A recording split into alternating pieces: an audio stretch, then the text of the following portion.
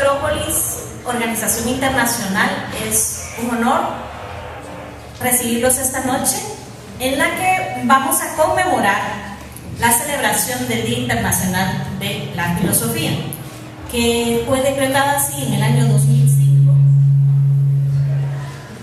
por la UNESCO. Y tengo el enorme placer de presentarles a nuestros expositores de esta noche. Antes quiero presentarle a nuestros expositores a Nueva Acrópolis porque no todos nos conocen. Nueva Acrópolis es una organización internacional que dio origen en 1957 en Buenos Aires, Argentina, y hemos sido desde siempre una escuela de filosofía a la manera clásica. ¿Y por qué a la manera clásica? Porque pensamos que el ser humano debe ser congruente, que el ser humano debe ser uno, que piense, actúe, sienta y hable de la misma manera. Y nos sentimos muy honrados en que sean ustedes quienes expongan que la filosofía debe ser vivida y no solamente pensada. Nosotros en Nueva Acrópolis creemos que la filosofía es la gran herramienta para que el mundo pueda ser un poquito mejor de como lo vivimos ahora. Y promovemos esta clase de actividades culturales, hacemos voluntariado y por sobre todas las cosas enseñamos filosofía. Es un enorme placer presentarles al profe Carlos. El doctor Carlos Aldana fue mi profesor en la primaria y es de verdad un motivo de una felicidad increíble de recibirlo esta noche. El doctor Aldana es doctor en educación por la Universidad de La Salle de Costa Rica. Ha ejercido la docencia en todos los niveles educativos desde 1979. Es miembro de las oficinas de Derechos Humanos y Pastoral Social del Arzobispado de Guatemala y es responsable de educación del proyecto Cultura de Paz de la UNESCO. Fue parte del Programa Nacional de Resarcimiento de Guatemala, viceministro técnico de Educación durante 7 meses. Y por sobre todas las cosas, es un gran docente, ama la educación y la filosofía. Justo es lo que hace Acrópolis, educar con filosofía. Muchas gracias, bienvenido. También tenemos entre nosotros al licenciado Milton Alfredo Torres, en orden de aparición. El licenciado es licenciado en Letras por la Universidad de San Carlos de Guatemala. Desde 1985 es profesor e investigador de lengua y literatura española por la Agencia Española de Cooperación Internacional. Es profesor de filosofía en la Universidad de San Carlos y profesor en letras por la Universidad de San Carlos de Guatemala. Tiene múltiples publicaciones y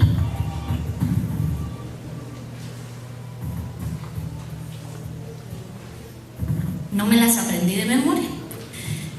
Sus investigaciones son revisión del romanticismo alemán, ideas estéticas en la poesía de Ramón María del Valle Inclán, rasgos ideológicos en la producción literaria satírica de María Josefa García Granados y el campo ontológico de la poética e imposibilidad de su deslinde respecto de la filosofía.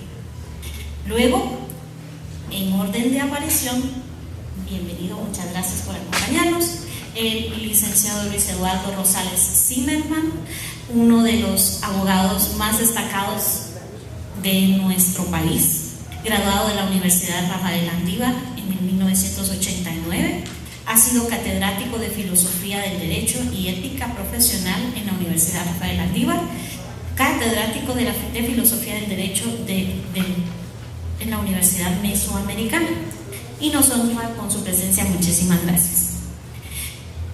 Y por último tenemos con nosotros a Gustavo Mateo. En el año 2015 fue seleccionado como jurado en el Festival de Cine Internacional de Guadalajara en la categoría Mezcal. Gustavo se integra a la casa de producción en el 2015 para la distribución de Ishtanul, esta maravillosa obra que nos ha honrado en el extranjero. Actualmente es gerente general de producción de esta casa productora. Como director ha realizado cortometrajes como Más Allá, Sombras del Pasado y en el principio 2 de los cuales fueron premiados en el Festival Iberoamericano de Cine en la Ciudad de México. Con la casa de producción ha producido el segundo largometraje de Jairo Bustamante, Temblores, 1991, de Sergio Ramírez, y se encuentra en preproducción de La Llorona y desarrollo de los tenis de Barro. Señores, sean todos bienvenidos para Nueva Acrópolis. Es un enorme placer tenerlos esta noche y quiero que empecemos nuestro conversatorio pidiéndoles que nos compartan por 7 minutos, que van a ser medidos, cómo la filosofía ha sido útil en el ejercicio de su profesión, cómo la filosofía ha sido una herramienta para sus vidas y de qué manera ustedes piensan que es útil y es necesario vivir la filosofía.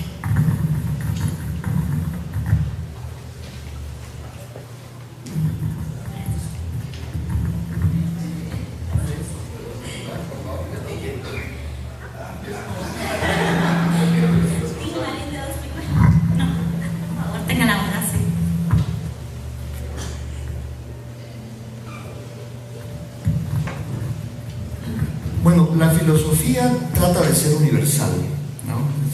Uno de las ocasiones e intereses del discurso filosófico es ser universal, es decir, no quedarse en las particularidades ni de un ser humano ni de una sociedad, sino que ser universal. Y el paso de la sensibilidad, de la experiencia hacia el discurso filosófico ha sido el esfuerzo titánico de la humanidad para poner en sistema, es decir, en orden y con rigor, el pensamiento filosófico. Bueno, la filosofía tiene muchos discursos, o puede tener muchos discursos. Por ejemplo, no es lo mismo agarrar un libro de Habermas, por decir algo, ¿no?, que un libro de Nietzsche o un diálogo de Platón. Hay diferentes claves discursivas. Pero en el fondo lo que se pretende es dar sentido, explicar en lo más radical la realidad posible para que pues, los seres humanos no se queden en un nivel de ingenuidad, ¿no?, viviendo con una miopía intelectual, que no puedan percibir las dimensiones y los matices que tiene la realidad externa y la realidad interna, ¿no? Entonces creo que el aporte de la filosofía ha sido precisamente ser radical, dejar por un lado la ingenuidad y tratar de sistematizar con rigor el pensamiento filosófico. Cuando digo pensamiento filosófico, podríamos entenderlo como el logos griego, ¿no?, es decir, el sentido que tienen las cosas, la realidad, el humano. De lo contrario, pues nos quedamos, como he dicho, pues en un nivel muy primario, muy elemental, muy de experiencia fáctica o de una sensualidad ciega, que no tiene, digamos, un sentido, un brillo, una luz que pueda darle el pensamiento filosófico. De ahí que cuando se estudia filosofía, muy difícilmente, aunque se hace, pero yo creo que es un error, hablar de una filosofía griega, una filosofía francesa, una filosofía española, una filosofía inglesa, con cierto titubeo. En algunos sectores se dice, bueno, habrá una filosofía americana o hispanoamericana, habrá una filosofía guatemalteca. Bueno, cuando se ponen las etiquetas, se hace con el único objetivo de ser didácticos, ¿no?, y de tener un orden, partir de un estudio sistemático. Generalmente se empieza por la filosofía griega, pero eso de poner etiquetas es un error, porque, como he dicho, pues la filosofía trata de ser universal. Lo que es válido para un hombre que tiene que ser válido para el resto de hombres, porque si no se consigue la universalidad, entonces nos caemos en un discurso muy particular que no puede tener una trascendencia con la cual tenga implicaciones en la vida de los seres humanos. Entonces, poner etiquetas a veces es un error, pero se hace por cuestiones didácticas. Es, por ejemplo, lo que se hace en literatura, cuando se habla de los géneros literarios o se empieza a estudiar la literatura por etapas. Pues la literatura podría estudiarse también del presente hacia el pasado. Y, por ejemplo, rasgos románticos los encontramos hasta en las obras de Homero o de Hesiodo, ¿no? Pero uno dice, el romanticismo, siglo XVIII, romanticismo. Pero hay rasgos románticos aún en escritores que están 500, 800 años atrás. O cuando se dice el realismo ya pasó, pero si hay actitudes realistas, ¿no? Lo mismo pasa en filosofía, es decir, el racionalismo, pues alguien decía, bueno, el marxismo fracasó. Decir el marxismo fracasó es decir, el aristotelismo fracasó, o fracasó el tomismo, o fracasó el descartismo. No, la filosofía es un esfuerzo titánico que trata de ser universal y de tener rigor. Ahora bien, las intuiciones son la guía de la filosofía. Generalmente se principia por intuiciones, y las intuiciones generalmente las tienen los artistas. Y a estas alturas yo por la experiencia que tengo, ¿no?, le puedo decirles que el arte va en la punta de lanza. Los artistas van intuyendo lo que los filósofos vienen atrás metiendo en sistema y en cánones racionales. Pero el artista va intuyendo siempre abriendo brecha. Tanto así que, por ejemplo, Platón, cuando adopta el diálogo como expresión filosófica, está adoptando y adaptando un discurso literario. Los filósofos de la antigüedad incluso escribían en verso, porque el verso le da el decoro, le da la calidad discursiva a la misma idea, ¿no? El primer poema, por ejemplo, de Parménides es un poema. De Rerum Natura de Lucrecio es otro gran poema. Entonces, la poesía, especialmente la poesía, dentro de todas las artes destacó la poesía, porque la poesía, la poiesis es la creación, el esfuerzo creativo humano, y generalmente el poeta es el intuitivo que va abriendo brecha, más el poeta que cualquiera de las artes, y esto lo podría yo demostrar históricamente, ¿no?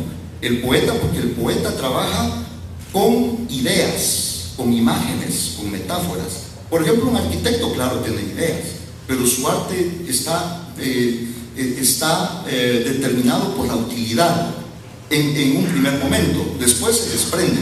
Por eso los griegos despreciaban las artes manuales, ¿verdad? Pero el poeta no trabaja con las manos, el poeta trabaja con su creatividad. El nivel del poeta se le reconoció en la antigüedad siempre, y el decoro de la actividad del poeta también. Entonces, ¿por qué digo esto? Porque aunque la filosofía es el esfuerzo más radical, titánico, de poner en sistema, en orden y con rigor el pensamiento del hombre, el arte va intuyendo 2 pasos adelante.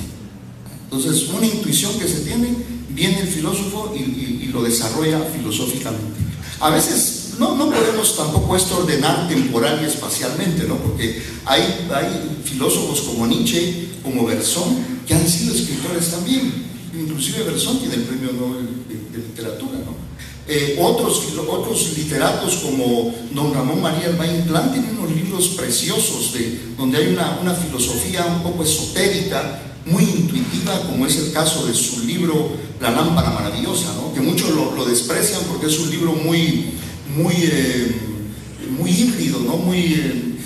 Está a medio camino entre lo filosófico, lo poético y lo esotérico.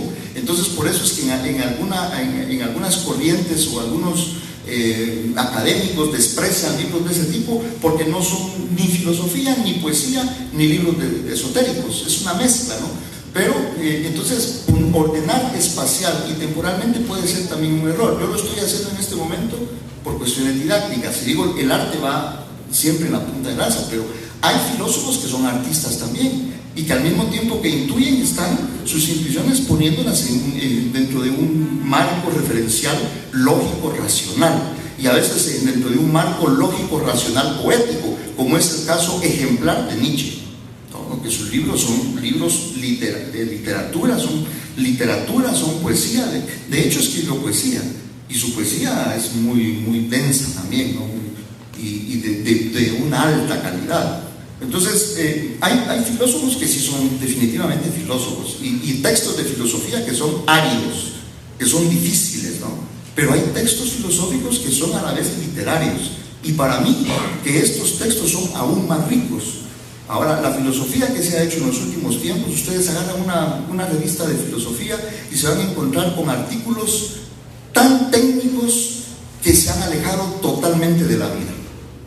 Tan técnicos que lo que están haciendo ahí es matemática o un discurso estrictamente lógico. Y entonces aquí está donde llamaba la atención Ortega. Tú cargas un libro ahí de Ortega. Ortega decía: la claridad es la cortesía del filósofo. Hay textos y filósofos tan técnicos que entonces se han desprendido de la vida, y sobre eso llama la atención Ortega. La filosofía debe ser un esfuerzo por no separarse de la vida. En cambio, el arte nunca se ha separado de la vida. La filosofía sí tiende a separarse de la vida, porque por ahí hay un punto de unión entre la filosofía y la religión. En muchas religiones, yo diría que un gran porcentaje de religiones, como la cristiana, hay una jerarquización vital en donde el mundo y las experiencias sensuales tienen una categoría menor que las experiencias espirituales. Entonces tienden a alejarse de la vida. Pero el filósofo como Nietzsche, que es un ejemplar, y Dilthey, ¿no? Los vitalistas plantean: la filosofía no debe desprenderse de la vida, porque cuando se desprende de la vida, entonces deja de ser filosofía. Y entonces creo que el aporte que la filosofía hace, dependiendo qué filosofía, ¿no? Pero en el tronco más fuerte de la filosofía hay un esfuerzo en la filosofía por no alejarse de la vida, ser radical pero sin alejarse de la vida. Vamos a tener preguntas al final.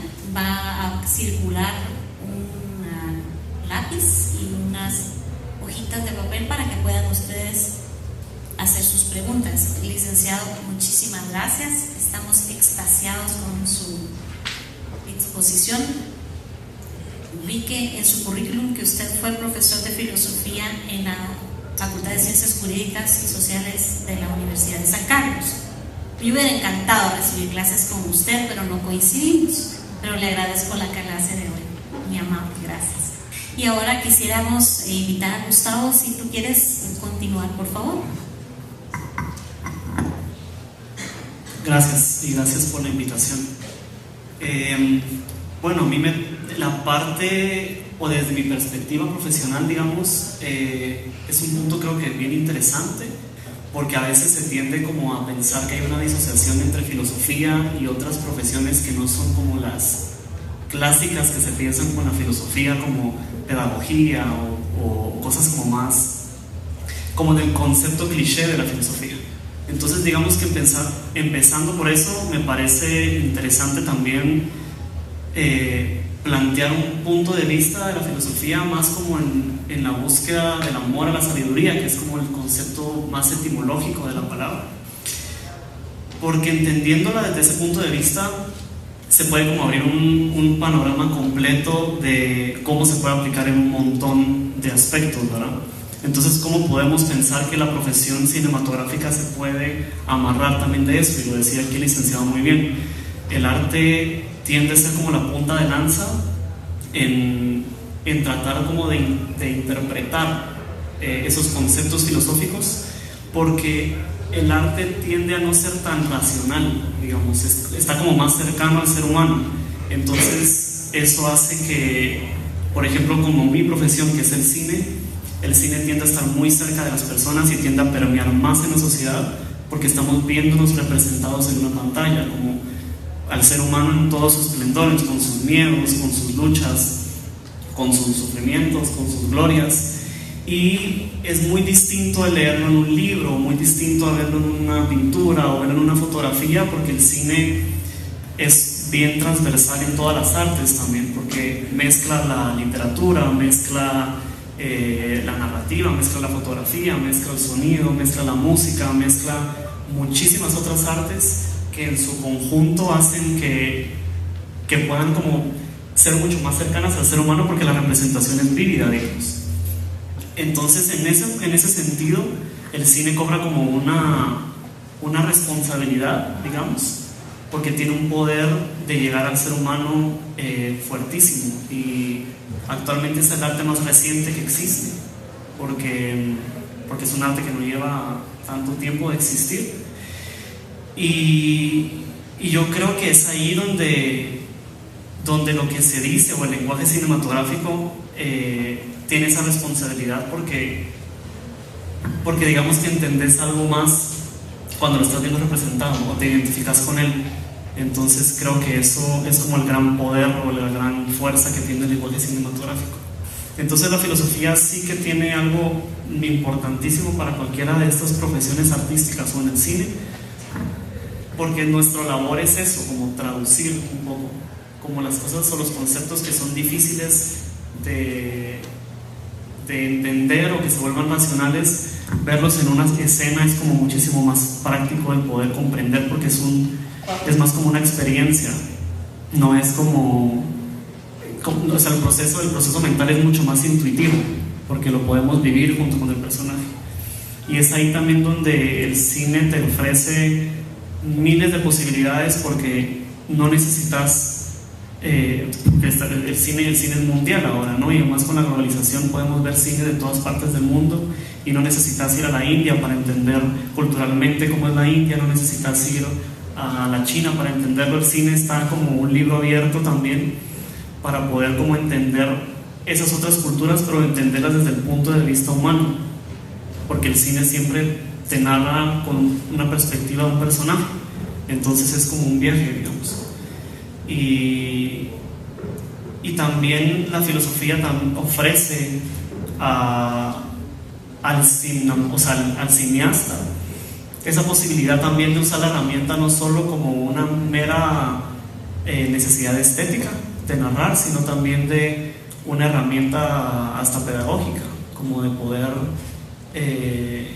enseñar a través del cine. Y no es una enseñanza puramente técnica, sino que es una experiencia que se vive.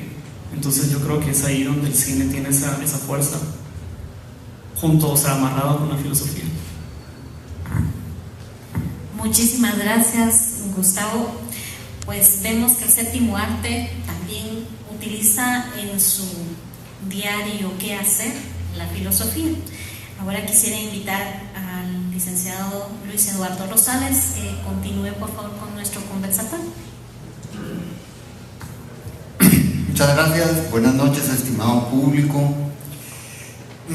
Realmente estoy conmovido y agradecido porque una institución, voy a decir con todo respeto, sui generis, que se dedica a cultivar la filosofía en un mundo estrictamente material, o que por lo menos la materia le ha ganado buen porcentaje al pensamiento, al ser, a la ontología, a lo que tenemos que ver más allá de lo palpable. Ese es el secreto de por qué en etiología, por ejemplo, que es el origen, estamos convocados todos aquí. Todos estamos convocados, venimos aquí por teleología, venimos por una razón, por unos fines, con un propósito. Y este es, pues, nada más y nada menos que el conocimiento. De hecho, la filosofía fue relegada un buen tiempo como teoría del conocimiento, y quien resolvía al final de las cansadas, como dice mi querido José Ortega y Gasset, la filosofía se convirtió en la criada de las ciencias, porque las ciencias, su objeto es precisamente demostrar algo y se ensalza con su exactitud, aspecto que para la filosofía está absolutamente vedado, mas no por ello invalidado. En cuanto a el tema, quizás yo soy la persona o la profesión que yo ejerzo con mis colegas acá presentes, que tiene también mucho que hablar y mucho que agradecer de la filosofía. Imagínense ustedes, uno de los componentes muy fuertes de la filosofía es la axiología, o la parte y la ciencia que estudia los valores. El derecho sin la justicia y sin la verdad no es derecho.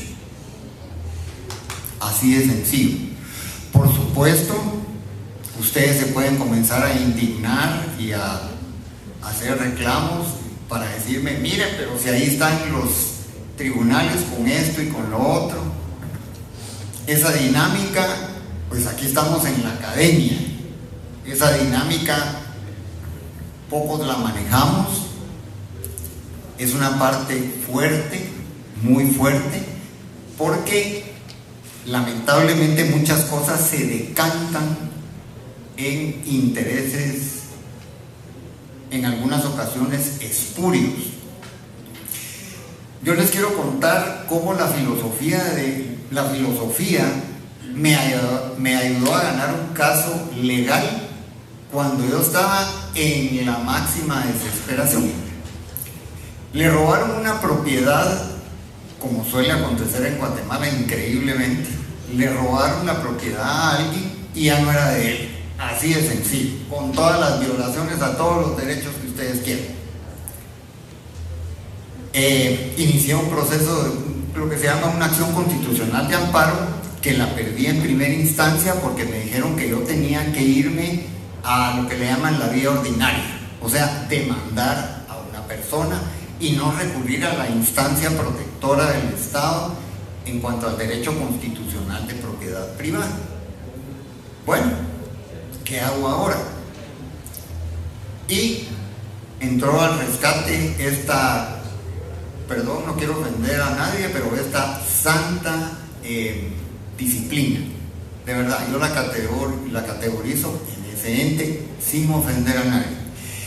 Y mi defensa fue, miren señores, ustedes me mandan a la vía ordinaria a demandar a un no ser, a una persona inexistente, porque yo demostré que para hacer esos ilícitos inventaban un nombre e inventaban un personaje, o sea, un no nadie, una nada, un no ser. Y con esos argumentos que aquí les comparto, y que cuando fui invitada por la licenciada dije yo, ¿qué le podré hablar a filósofos practicantes, a filósofos de corazón, a filósofos de alma? Que este caso, que particularmente a mí me da mucho honor, privilegio poderlo compartir, no tanto con juristas, si ustedes quieren, sino con filósofos, fue la universalidad propia característica de la filosofía la que terminó rescatando ese caso en particular. Y hago ese énfasis, ese señalamiento para no validar a la filosofía, porque la filosofía ya está validada por sí misma. Nosotros, nuestro deber, como dijo el doctor Torres, es desentrañar el ser que tiene, pues a través de nuestra inteligencia, de la razón, de la habilidad de conocer, de nuestra capacidad cognitiva, para pues ser exactamente eso, filósofos. Actividad, por cierto, bastante demeritada por la ciencia, pero que ahora, no me dejará mentir aquí el doctor y mis colegas, autores argentinos como Mario Bunge, que ustedes encuentran libros de él que se llama Filosofía de la Física, Filosofía de la Psicología. Imagínense ustedes que hay filosofía de la química. ¿Por qué decidieron ya no entrar en pleitos? Y perdón, no es hacer publicidad a mi profesión, porque al final vivimos de pleitos. Pero ya voy a terminar. Se terminaron de alguna manera hermanando filosofía con ciencias. No deben de estar en contra, deben de estar bajo un concepto universal e integral por sobre todo. Muchísimas gracias. Muchas gracias, licenciado. Es profunda mi admiración por la utilización que usted hace de la filosofía para el ejercicio de tan noble profesión. Doctor Aldana, si es tan amable de continuar. Buenas noches. Primero, me alegra mucho reencontrarme con una estudiante hace 30 años más o menos de eso. Yo era muy niño cuando le di clase a ella, mi alumna en el Loyola. Es un gustazo, y ahora como directora del centro de la zona 10 de Nueva Acrópolis. El otro punto, voy a empezar con una crítica. Faltan mujeres aquí en esta mesa, ¿verdad? Sí, lo tengo que decir porque si no me regaña mi esposa, que es feminista, que está ahí, entonces si no me va a regañar más noche. Pero yo en primer lugar, por la pregunta, en primer lugar valoro este esfuerzo. Es maravilloso que en Guatemala alguien esté haciendo esta lucha especial por la filosofía y que nos convoque un día como hoy. La gente que hoy, el Día Mundial de la Filosofía, lo primero que piensa es en el gran aburrimiento que significa la filosofía para la gente. Y tienen toda la razón por culpa de todos los profesores de filosofía que no han enseñado bien la filosofía. Pero bueno, no vamos a echar la culpa. No venimos hoy con ánimo de pelear con nadie, un poquito nada más tarde. Pero yo, respondiendo a la pregunta suya, ¿qué significaba para mí la filosofía? Lo primero que me surge es una pregunta que siempre me hago. Yo voy a responder la pregunta desde dos camisetas. Una, la camiseta del académico dedicado a la educación, y la otra, la del activista de derechos humanos dedicado a la vida en comunidades, trabajar con gente que hace su propia filosofía y que no está en las aulas, pero que está en las luchas en las calles o que está en las luchas en el campo, etc. Entonces tengo dos camisetas siempre que las revuelvo, la del académico con la del activista o el que trabaja en derechos humanos. La primera pregunta que me surge para responder a esto es que vivimos en un mundo de mucho conocimiento, perdón, de mucha información, pero de poco conocimiento. Sabemos mucho, pero comprendemos poco. Entonces la filosofía en este tiempo es el motor para no caer en la locura. En el caso de aquellos que trabajamos en campos tan difíciles, y además estar en esta mesa lo asusta a uno, les quiero decir, que es un simple profesor sentado frente a un creador de cine, un filósofo que conozco mucho porque es de la Facultad de Humanidades, un licenciado que además de eso parece filósofo, porque miren cómo parece filósofo. Yo digo, aquí estoy en la filosofía vieja, clásica, no vieja, no clásica, la clásica, y lo asusta a uno. Pero la filosofía es la única, como decías, Luis, es en este mundo de hoy donde hay mucha información pero poca sabiduría, es la que nos permite defendernos de la posible locura colectiva en la que este mundo de mucha información nos mete. A mí la filosofía en particular, en lo personal, tanto en el campo de derechos humanos como en el campo académico, me ha permitido encontrarle sentido y no vivir sin sentido. Hoy en la tarde, un taller con educadores de derechos humanos de la PDH de todo el país, alguien preguntaba, ¿y cómo nos puede usted decir, qué nos puede usted decir o cómo hace usted para que no perdamos el significado de nuestro trabajo en las comunidades? Y tiene que ver con la pregunta de la filosofía. Es que es la filosofía en la que nos otorga el significado, la axiología, la ontología, la teleología, la epistemología, que para mí es fascinante porque la neurociencia en estos tiempos tiene una vinculación estrecha con la epistemología, porque el ser humano de hoy sabe mucho, como les digo, pero no comprende, no tiene información pero no tiene sabiduría, y la sabiduría, la filosofía, como decía Luis, es amor a la filosofía, y eso está muy negado. Entonces, primera respuesta es, sin filosofía no podría yo, creo yo personalmente, plantear las posibilidades de hacerle frente a la locura colectiva que vivimos en el siglo XXI, al sinsentido, al significado, al vacío. En segundo lugar, a mí la filosofía me ha servido en dos campos. En el campo personal, obviamente, porque con la filosofía uno descubre lo que no es y lo que es, lo que podría ser y lo que quisiera ser.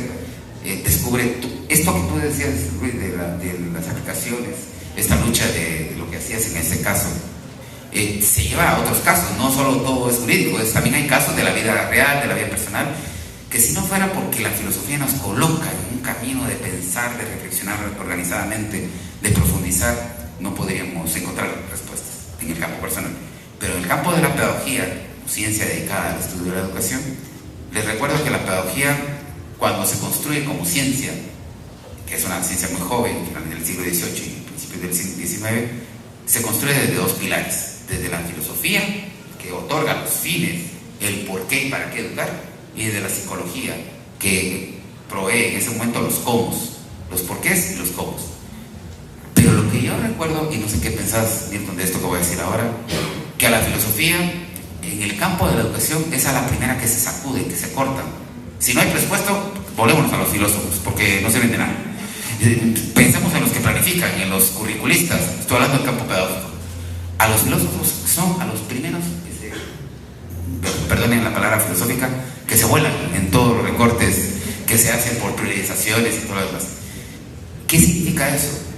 Que la pedagogía, por lo menos en América Latina, bueno, lo he visto en América Latina y lo he visto mucho en España, la pedagogía ha ido perdiendo a la filosofía, y al ir perdiendo a la filosofía ha ido perdiendo todo el sentido de vinculación y de inserción en las realidades de nuestros países. Por pérdida de la filosofía, por esa ausencia filosófica que hay en el campo pedagógico, es que el campo pedagógico actualmente está en manos de tecnócratas. Les quiero decir una cosa que es triste, pero los planteamientos pedagógicos en Guatemala no los hacen ni los pedagogos, obviamente no los hacemos. Yo fui 7 meses viceministro de Educación, un tiempo, no me dio tiempo a hacer nada malo, así que no piensen mal, no me miren mal. Solo 7 meses fui viceministro de Educación, y les quiero decir una cosa: los 7 meses más vacíos de mi vida para aportar en la educación de Guatemala. Es donde menos hace uno, porque todo se va entre el trajín administrativo y unas trampas que le quiero compartir ahora. Cuando no hay filosofía en la educación ya no está en manos ni de pedagogos, ni de educadores, ni de filósofos, obviamente. Está en manos de tecnócratas que responden a las líneas del Banco Mundial, del Fondo Monetario Internacional, y cuando todos esos grandes organismos transnacionales dirigen el campo de la educación, primero es una gran mala noticia, y segundo lugar, hay algo ahí peligroso que no corresponde a los intereses ni a las reivindicaciones de los pueblos enteros. Y eso es algo que nos pasó en la Facultad de Humanidades. A la pedagogía se le robó la posibilidad de una reflexión pedagógica, filosófica, y se convirtió en una reflexión tecnócrata, donde hay que saber hacer planes. Si hay personas que trabajan en educación saben de lo que estoy hablando: hacer planes, responder a las competencias, a los estándares. Pero ¿dónde pensamos y cuándo pensamos? ¿Para qué? ¿Por qué? ¿Qué ser humano queremos crear? Entonces, respondiendo, porque cada vez que ella se mueve para acá es porque ya tenemos que cortar. Respondiendo a eso, es en el mundo de la vida, en el mundo de los derechos humanos, en el mundo de la pedagogía, en el mundo de la educación, donde la filosofía es nuestra herramienta para no volvernos locos y no perder el sentido.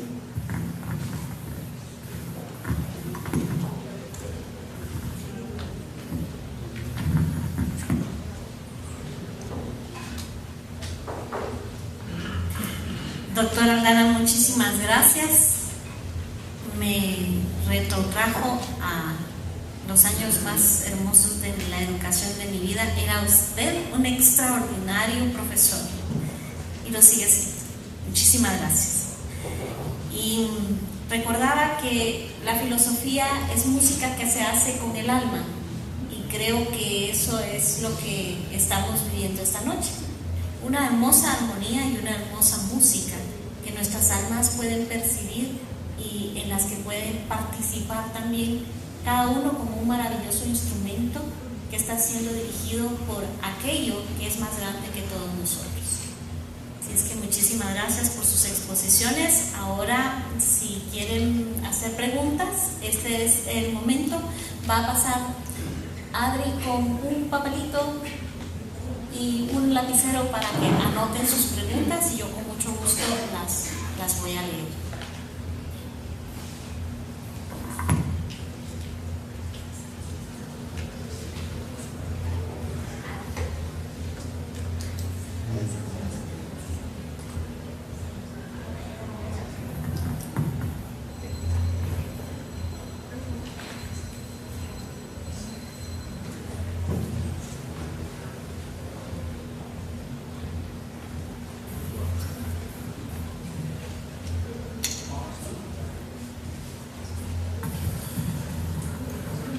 Muy buenas noches, profesor. Soy artista visual y soy estudiante del departamento de filosofía. Ya a mi edad, pero nunca es tarde. Tengo como 35 años de estar repartiendo talleres de introducción al arte con incidencia en la filosofía en muchas aldeas y escuelas públicas en Guatemala. Lo que he aprendido es esto: la filosofía igual crea seres humanos o personas ser mejores. El hombre ha evolucionado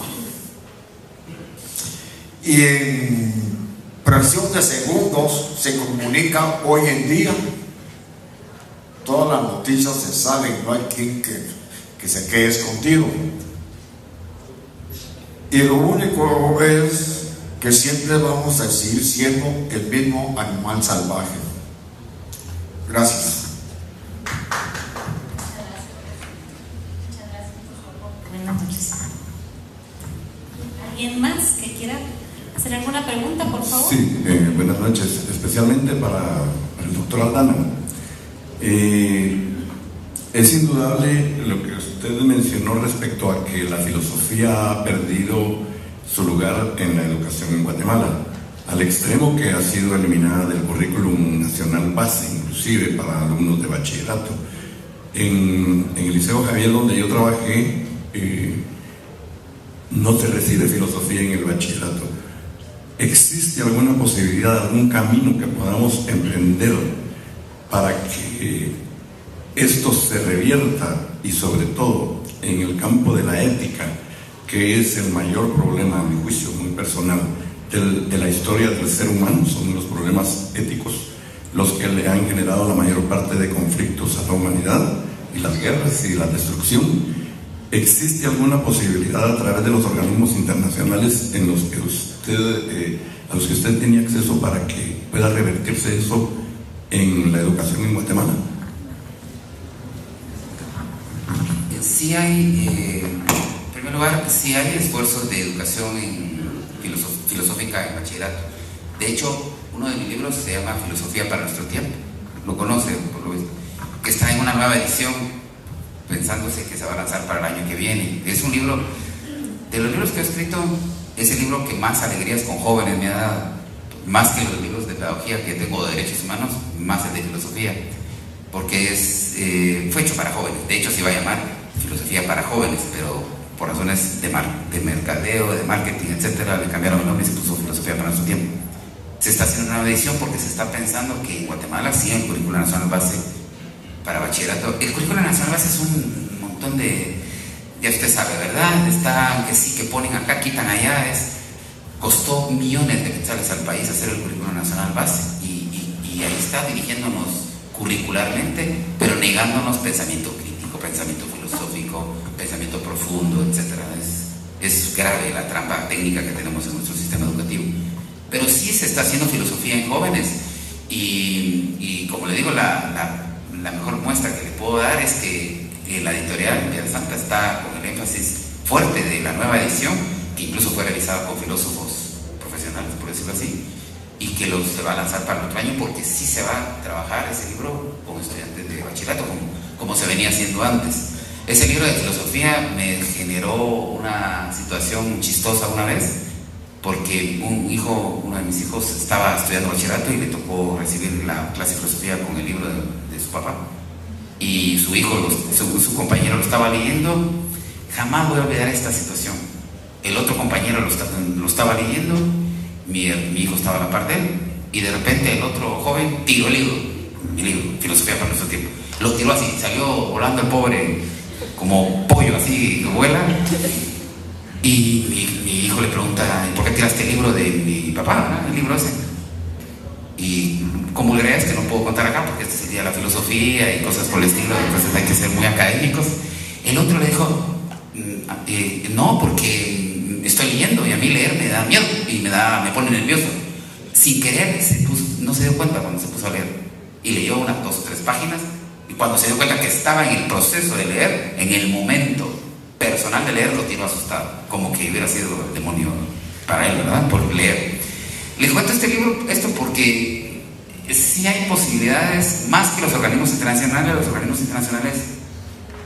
les interesan otras cosas. A los organismos internacionales no les interesa la filosofía, les interesan parámetros que son medibles y que están en función de los grandes intereses económicos que conjuguen al país, coloquen al país en el escenario global, donde lo más importante no es crear seres pensantes, ni siquiera ciudadanos, sino que lo importante es crear consumidores. Y eso implica hasta un daño al arte. Un paréntesis, usted no tenga pena por eso que dijo, de que tiene no sé qué edad y que está estudiando. La neurociencia dice que el cerebro a cualquier edad puede aprender, para todos, en cualquier. Eso es algo que la filosofía debe desarrollar e impulsar, a la edad que sea. Si hay alguien aquí de 90 años, usted no tiene 90 años, pero si hay alguien aquí de 90 años, no tenga pena, todo se aprende, hasta amar se aprende a los 90. Es más fácil, ¿verdad? Pero todo se aprende en esta vida, y no lo digo por filosofía, lo digo por neurociencia. Y eso se descubrió en 1957 a través del descubrimiento de los circuitos neuronales que permiten lo que llaman plasticidad cerebral, que es la palabra para defender el derecho a aprender a cualquier edad. Pero sí, hay un esfuerzo por la filosofía en jóvenes en bachillerato, pero muy suave, muy pequeño. O el mismo Hegel, Heidegger, que usan conceptos y categorías que no tienen traducción al español. Entonces uno por contexto tiene que intuir, ¿no?, a qué se están refiriendo, pero en el caso de Nietzsche no. Yo creo que yo soy maestro también y tengo ya cierta experiencia. Yo iniciaría Nietzsche con el Anticristo y con los poemas que tiene, que son libros o textos un poco más cómodos de leer y que pueden servir como una introducción a sus libros ya más densos, ¿verdad? Y aún así creo yo que la filosofía y el filósofo tienen que proponerse con seriedad un lenguaje más accesible, porque hay textos que sí son demasiado densos, que solo son para especialistas, ¿verdad? Por ejemplo, yo recuerdo cuando empezamos a leer la ontología de Hartmann, que también es un libro denso, ¿verdad? Con la ontología de Hartmann, para avanzar, tiene que ir uno muy cuidado, y eso requiere disciplina, tiempo, disciplina, y creo que también un poco de vocación, pero creo que uno puede hacer una introducción a los filósofos y a la filosofía por textos que son clave para poder iniciarse en el camino de la percepción filosófica.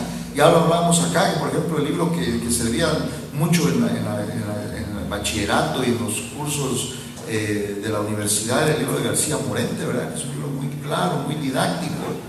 Lecciones preliminares de filosofía de García Morente, aquel otro libro de Joado, que también tiene unos ejemplos muy claros, ¿verdad?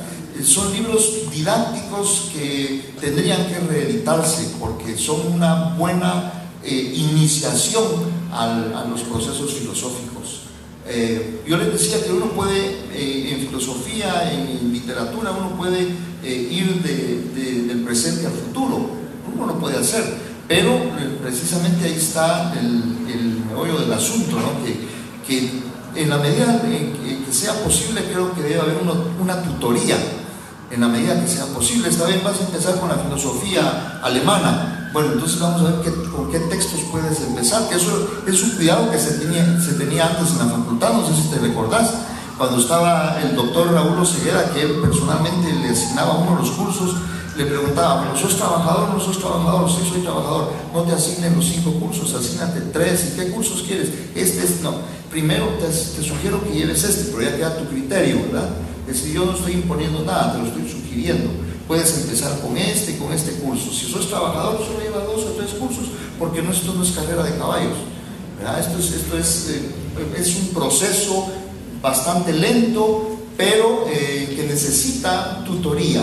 Creo que precisamente por eso la filosofía está muy determinada por los grandes maestros que han sido tutores también. los grandes maestros han sido tutores, y quienes se han iniciado en los procesos filosóficos han sido generalmente discípulos de algún filósofo, o por lo menos de algún maestro que ya está iniciado en la filosofía. Muchas gracias.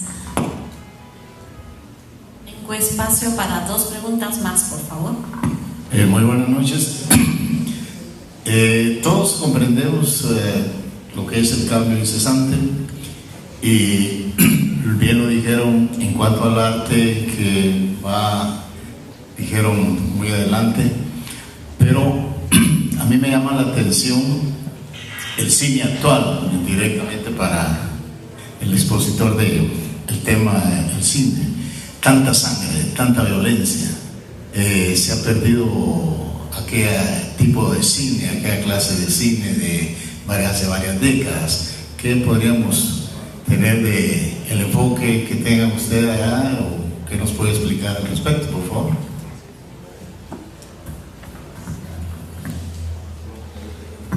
Gracias. Sí, yo creo que el cine, como todas las artes, al final es una expresión de la sociedad también. Entonces, el cine como expresión de la sociedad también expresa un poquito la sociedad que vivimos ahora. Y también debemos entender cómo el materialismo que reina en la sociedad también va como determinando un poquito qué es lo que vende y qué es lo que no. Entonces tendríamos en ese sentido que dividir cuál es el cine verdaderamente filosófico, si quisiéramos ponerle como un tag, o el cine comercial también, porque vamos a encontrar como en esas 2 gamas un montón de cosas que no responden ciertamente a una necesidad de expresión humana, sino a qué es lo que va a vender en las salas de cine, qué va a hacer más tickets, qué va a hacer más dinero. Entonces en esa práctica yo creo que como estamos tan llenos de información como mencionaban acá, también en el cine estamos llenos de un montón de películas. Y yo creo que en la exploración de esa gran gama de películas que existen está el saber cómo encontrar un poquito ese cine que es más como desde adentro, como reflexivo, y ahí es donde cae el cine de autor, que el cine de autor es bien poco conocido porque es el que menos vende. O sea, es como ahí donde nosotros nos montamos como a usar el cine como una herramienta, pero es una herramienta que la gente no quiere ver, porque es la reflexiva, es la que te inquieta, es la que te hace pensar. Y bueno, la gente está usando el cine actualmente y muchas otras formas de expresión artística como un puro distractor, y no debiese ser así, porque todas las expresiones artísticas al final están hechas para embellecer un poco, para transformarte por dentro, y es ahí donde el cine de autor tiene poca cabida, como en las salas de cine.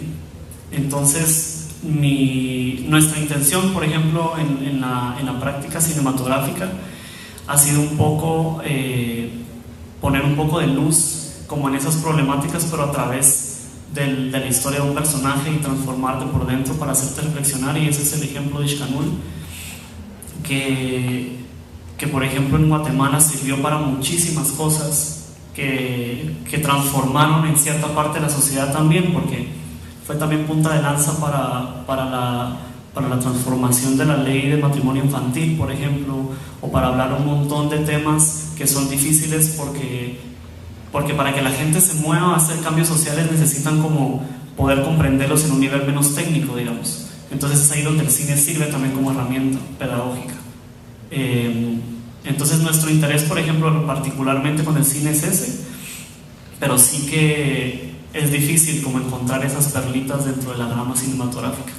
Así que, por ejemplo, aquí en Guatemala nosotros también en ese esfuerzo creamos una sala de cine que se llama La Sala de Cine, que está en el Centro Cultural Miguel Ángel Asturias, y es un espacio que nace con esa necesidad de ofrecerle al público algo que no es Hollywood. Es una sala de cine que está hecha en colaboración con un montón de embajadas, un montón de organizaciones internacionales que también tienen la necesidad de que Guatemala consuma otro tipo de arte. y tenemos cine internacional, tenemos cine de un montón de partes del mundo, y pues es un espacio muy chiquito para Guatemala, pero por lo menos existe ya. Entonces lo invitaría, y a todas las personas que están interesadas en ver un cine diferente, que se acerquen ahí a ver lo que proponemos, porque es justamente eso, huir un poquito de ese cine que en vez de hacernos reflexionar y transformarnos un poco por dentro, a veces es como el contrario, ¿no? Muchísimas gracias. Una última pregunta, por favor.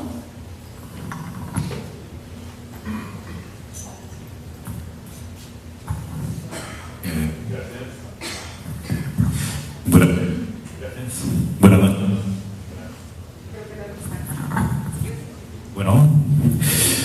Buenas noches. Se habla mucho de que ya es inminente la cuarta revolución industrial, completamente tecnológica, y junto con ella se menciona también el fin del ser humano, de nuestra humanidad, y es algo que ya lo tenemos prácticamente a la vuelta de la esquina en unos cuantos años. Es inminente, no lo podemos evitar. Aquí una pregunta para el que quiera aportar alguna idea es: ¿debe la filosofía buscar adaptarse a este nuevo tipo de humanidad que ya va a vivir en un mundo hiperreal, ¿verdad?, en otra realidad diferente a la objetiva? ¿O debería la filosofía retraerse o intentar hacer una oposición a lo mismo? ¿Cuál sería su postura de ustedes ante esta nueva revolución industrial?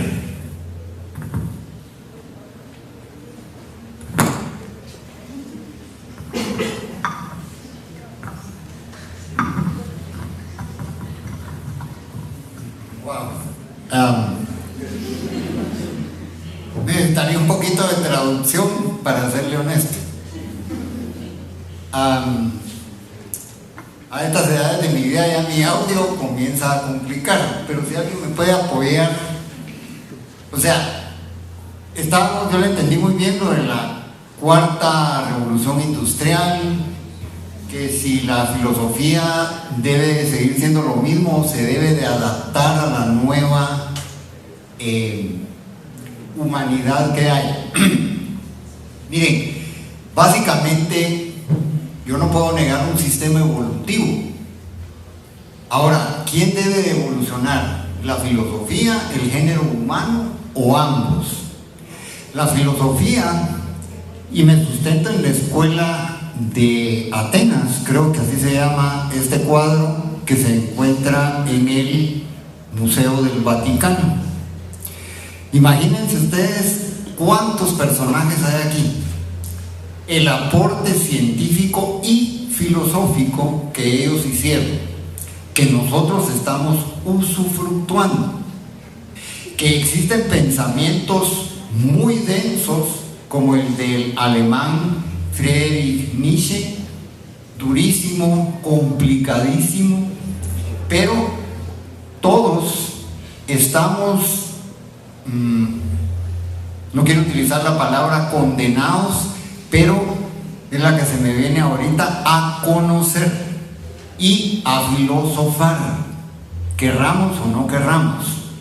Hay un término filosófico, por cierto, que se llama sindéresis, capacidad natural de juzgar rectamente, punto, no hay más. No hay que ser abogado para eso, y mejor si uno es filósofo. De verdad, yo me admiro que ustedes estén embarcados en una de las empresas donde sus acciones, y perdón por la expresión, están cotizadas a la baja, por lo menos en Wall Street, creo yo, ¿verdad? En el mercado de valores, pero de valores intangibles, como lo es la filosofía, pues aquí estamos cotizados a la alza, perdón por el término altamente materialista, perdón.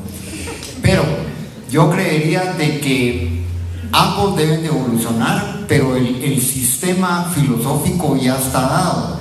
El hecho de que varíen determinadas apreciaciones, como por ejemplo, cuando la Principia Matemática que escribió Isaac Newton no es que sea falsa, como muy bien dijo el doctor Torres, era el momento histórico para esos pensamientos.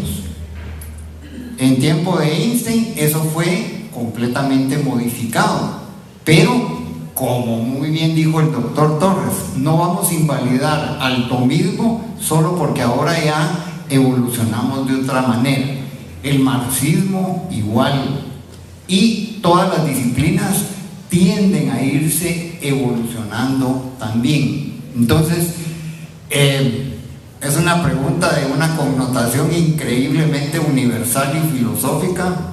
Le agradezco, espero dar la talla para haber intentado responder algo a la pregunta, pero sí hay posibilidades de que ambos evolucionen, pero tiene que evolucionar el ser pensante, no el ser pensado únicamente. Gracias. Muchísimas gracias. Vamos a dar conclusión entonces esta noche.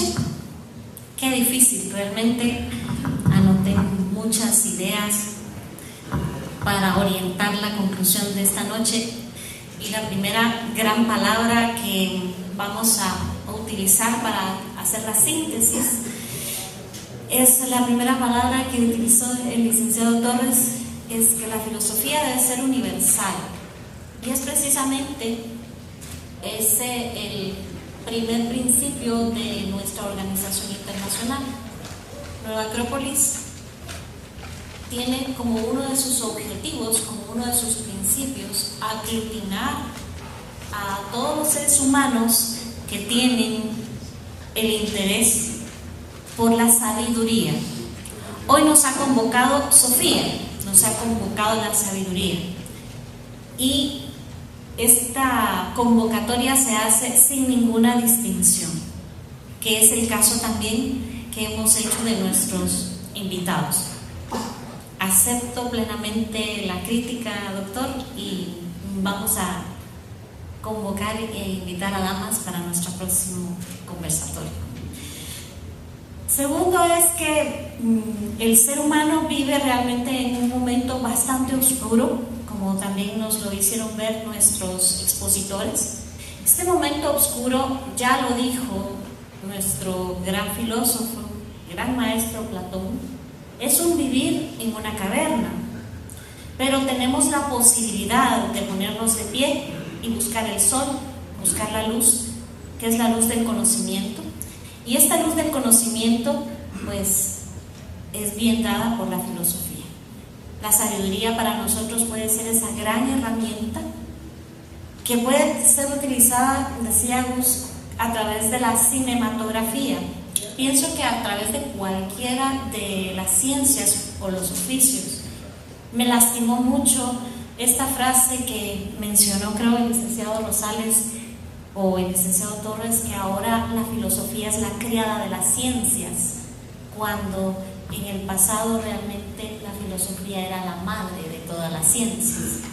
Nosotros, los acropolitanos del mundo, hemos celebrado el Día Internacional de la Filosofía no solamente con un afán cultural, sino con el afán de aquel que quiere vivir en un mundo mejor, y quiere hacerlo a partir de lo que también mencionaba alguno de ustedes, del ser discípulo porque conoce a sus maestros. ¿Y quiénes son estos maestros? Estos grandes pensadores que a través de la humanidad nos han dado tantas ideas prístinas, puras, casi celestiales, que nos dan la esperanza de crecer, de ser mejores, de evolucionar y de saber que no todo está perdido. Y yo tengo la profunda y total convicción de que tenemos esperanza como humanidad. Nos preguntaba Axel, ¿pero debe evolucionar el hombre? ¿Debe evolucionar el ser humano o la filosofía? Debemos evolucionar porque estamos condenados a llegar al mundo celeste, a llegar a las ideas, pero no a través de únicamente pensamientos, sino de una vida. El doctor Aldana decía, mi vida no tendría sentido sin la filosofía, y creo que todos los que hoy estamos aquí reunidos tenemos esa profunda convicción y que la filosofía le da sentido a la vida porque nos permite quizás no encontrar todas las respuestas, pero sí encontrar muchas preguntas que le dan sentido a cada día de la vida. La belleza puede ser percibida, como bien nos lo decían, a través de la filosofía porque se manifiesta en el arte. La justicia puede ser percibida a través de la filosofía porque la vemos como ley. Y así cada una de las manifestaciones del ser humano puede ser algo maravilloso siempre y cuando el ser humano utilice la filosofía como un auxiliar de su alma. Decía que la filosofía es música que se hace con el alma.